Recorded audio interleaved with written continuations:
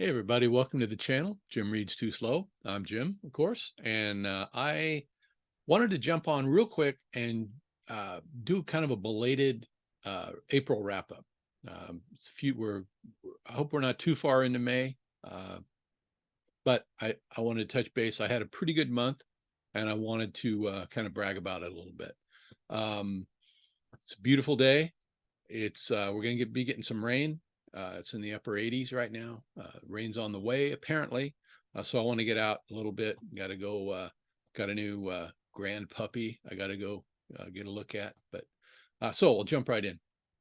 So early on in April, I finished "O Pioneers" by Willa Cather. Very good book.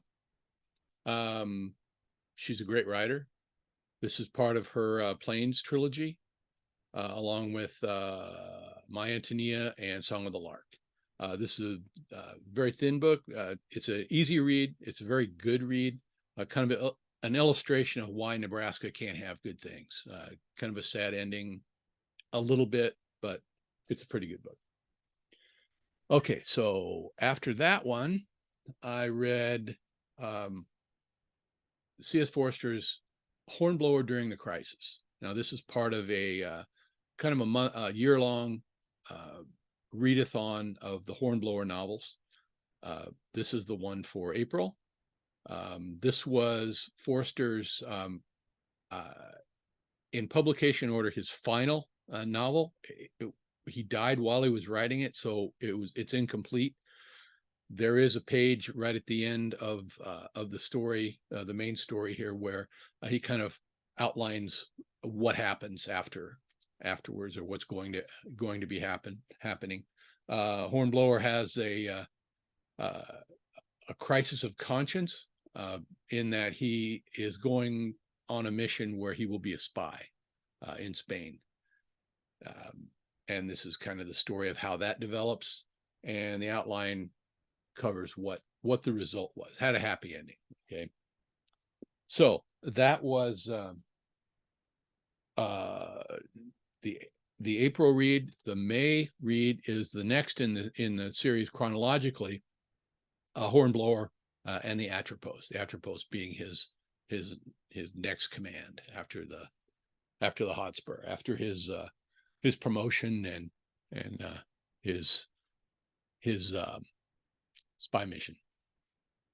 Okay, so in the middle of April, there was kind of a mini Agatha Christie read-along or readathon, and I chose The Murder of Roger Ackroyd, of course, by Agatha Christie, which is a very good book.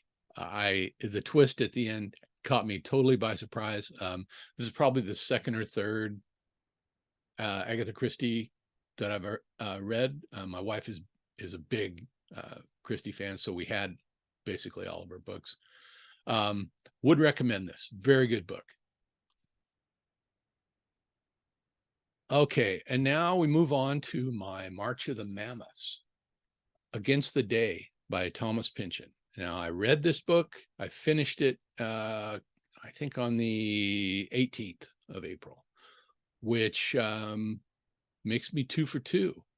I've done March of the Mammoths 2 years. Last year, I picked Middlemarch, a book that I wasn't initially that thrilled with, but I did finish and enjoyed it greatly. This one, 1,085 pages. It's several stories kind of woven together. You've got Western, which is really good, steampunk, kind of the turn of the 20th century, spy thriller type stuff, pre-World War I kind of action, and some post-World War I stuff too. But very good. Would recommend this. It's Pynchon, so be forewarned. There's some, I wasn't prepared for the amount of weird sex that is going on in this book, but it's definitely a good story, and a good series of stories, however you want to read it. Would recommend.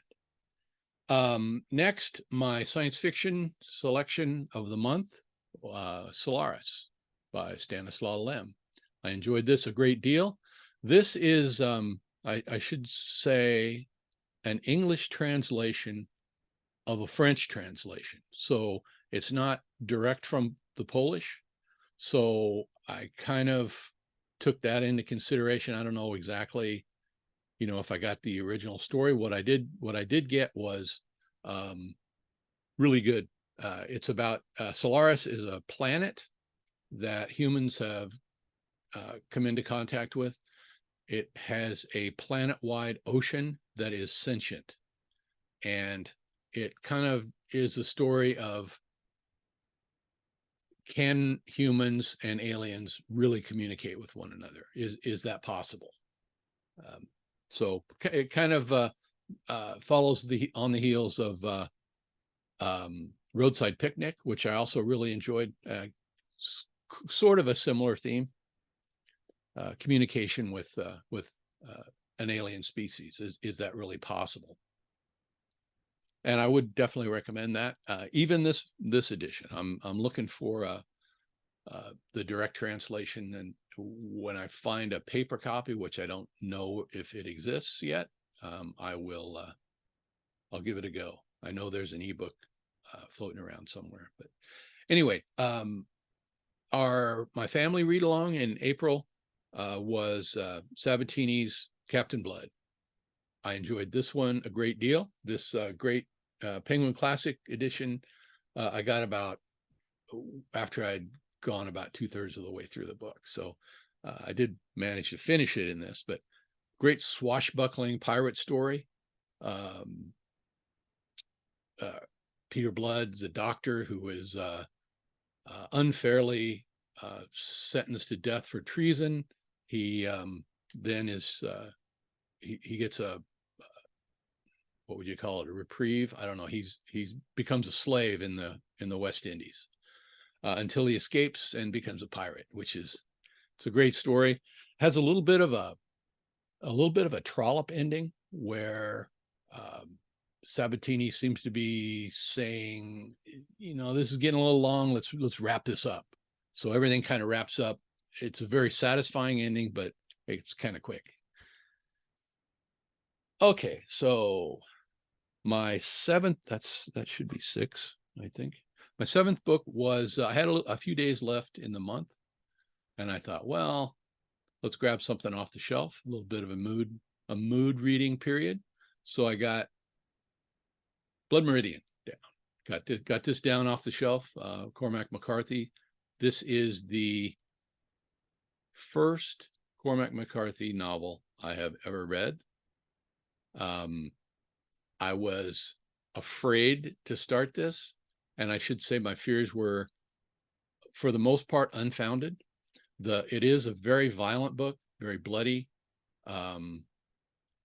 And what contributes to the horror of all of that is just how matter of fact the violence is. So I would recommend this. I'm still processing it. I'm still thinking about it, and I may do something a little later on this book, but would recommend. I do agree with those who say that it's one of the better books they've ever read. One of the great American novels, not the great American novel, but it's probably up there somewhere. I do agree with that. Okay, so now we jump into May, and right at the end of April, I started The Lives of Locke Lamora by Scott Lynch. So we'll get a little bit of fantasy going this month. I'm probably a quarter of the way through this. This is the first of a trilogy. What isn't in the fantasy genre? But I'm enjoying it a great deal. So also, I've started, my wife and I are reading Great Expectations together, Dickens. This is a reread of sorts for me. I read it years and years ago when I was a little kid, so getting caught up with it again. So it's a fun book. I am enjoying it. We're probably we're not too far in, maybe a quarter of the way. I don't know. And then this is Misery May.